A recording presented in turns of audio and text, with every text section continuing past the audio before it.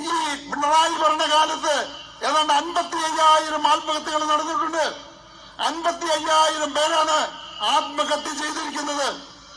ഒരു ദിവസം ശരാശരി 35 പേര്, ഒരു ദിവസം 35 പേര് ആത്മഹത്യ ചെയ്തിരിക്കുന്നു. എന്തുകൊണ്ട് ഈ കുറ്റകൃത്യങ്ങൾ തടയാൻ പറ്റുന്നില്ല? എന്തുകൊണ്ട് കൊലപാതകങ്ങൾ തടയാൻ പറ്റുന്നില്ല? എന്തുകൊണ്ട് ബലാത്സംഗം തടയാൻ പറ്റുന്നില്ല? എന്തുകൊണ്ട് കുട്ടികളുടെ നേരെയുള്ള അതിക്രമങ്ങൾ തടയാൻ പറ്റുന്നില്ല? എന്തുകൊണ്ട് ഈ മയക്കമരുന്ന് തടയാൻ പറ്റുന്നില്ല? ഇതെല്ലാം തടയണമെങ്കിൽ തന്റെ ഇടമുള്ള ഭരണാധികാരികള് കേരളം ഭരിക്കണം.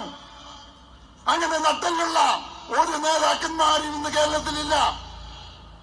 2020 ഏൽപ്പിക്കട്ടെ.